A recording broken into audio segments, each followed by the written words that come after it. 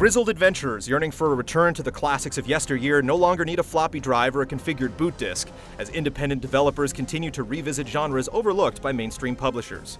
One such genre is the first-person dungeon crawler, where games like Ultima Underworld, Stone Keep, Eye of the Beholder, and Dungeon Master did more for graph paper sales than high school math. Legend of Grimrock is cut from the same tattered, musty cloth, offering players a chance to escape a foreboding dungeon with a party of 4 adventurers.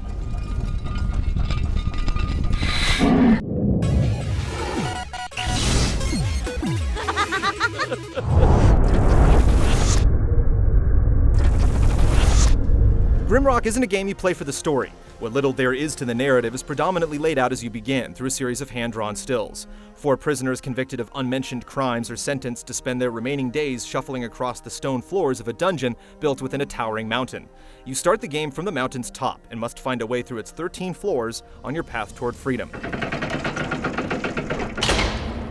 The characters in your party are the strong, silent types, something that's rather strange considering their unique predicament and potentially diverse species, so there aren't any voiceovers or dialogue sequences as you progress. You will find, however, that you aren't necessarily alone in the dungeon, as each time your party rests, you'll have the chance to read the cryptic messages of a mysterious being that can somehow communicate telepathically. For the most part, though, you'll feel very much alone.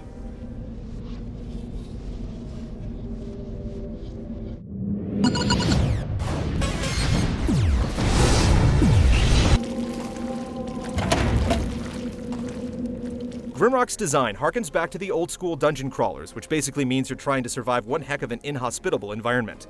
You'll scavenge for any clothing items and weapons found in labyrinthine rooms and passageways while defending yourself against giant snails, spear-wielding skeletons, poisonous spiders, and other creatures in real time.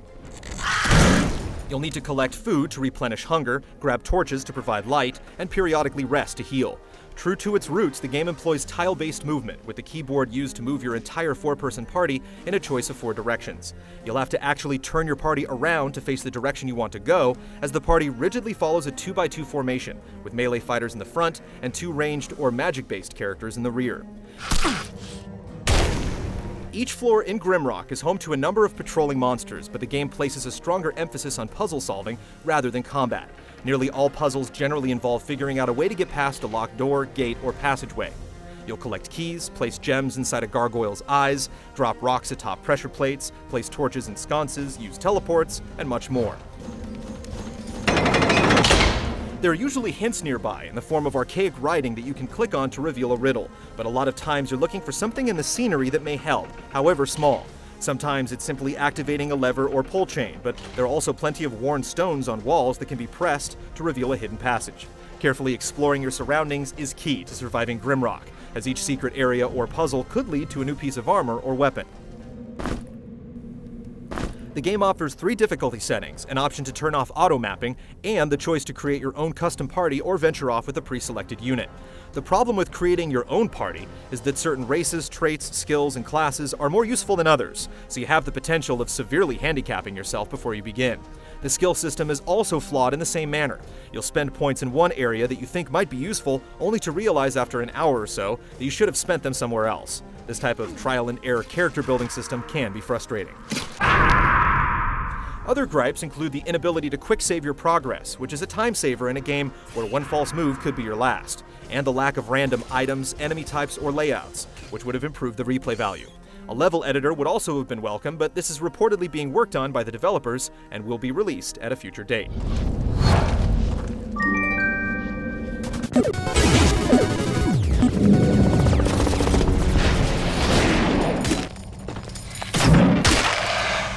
Grimrock's gameplay has you moving across the floors using the keyboard and interacting with objects and attacking enemies using the mouse. The default controls are a bit strange when you first start out, as right-clicking directly on a character's weapon will initiate an attack, while left-clicking simply picks it up. Using magic involves clicking on various rune combinations to execute a spell from 4 specific schools: air, ice, fire, and earth. It feels a bit clumsy, especially since the combat is occurring in real time. Each action your character takes expels energy represented by a horizontal blue line, so you'll have to wait before your next attack is ready. Even lowly enemies such as giant snails pack quite a punch, so each new encounter can potentially kill your entire party if you're not careful. With multiple enemies in the room, you can also get boxed in, so you'll often have to retreat to an alcove to fight them one-on-one, or get behind a gate so you can rest in between battles. Combat is often nerve-wracking due to the hemmed-in controls, and that's part of Grimrock's old-school charm. What makes Grimrock so entertaining is something that's been missing from more modern RPGs: fear. You are, after all, exploring a dangerous and unfamiliar environment, so it ought to be daunting, and Grimrock expertly captures this sense of unease. Your party is extremely vulnerable. You only equip the items you find along your journey, and sometimes you'll find things you can't use until you invest the requisite number of skill points. Every time you open a gate or venture into a room, you never quite know what to expect.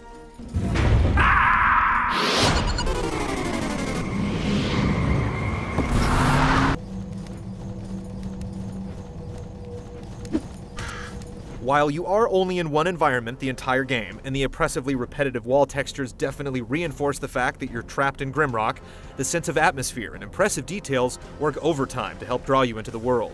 If you don't make an effort to get into the old-school mindset, however, the mechanistic animations of your enemies will serve as persistent reminders that you are in fact playing an old-fashioned, grid-based dungeon crawler. The lighting effects truly stand out as the flickering torches bathe the game in just the right amount of light, to the point where you'll get nervous when your torch begins to burn out. There's no music aside from the rousing song that plays in the opening screen, but the sound effects of crackling fire, distant moans, creaking gates, and the occasional earthquake go a long way in setting the mood. This is a game that's best enjoyed with a pair of headphones on and the lights off.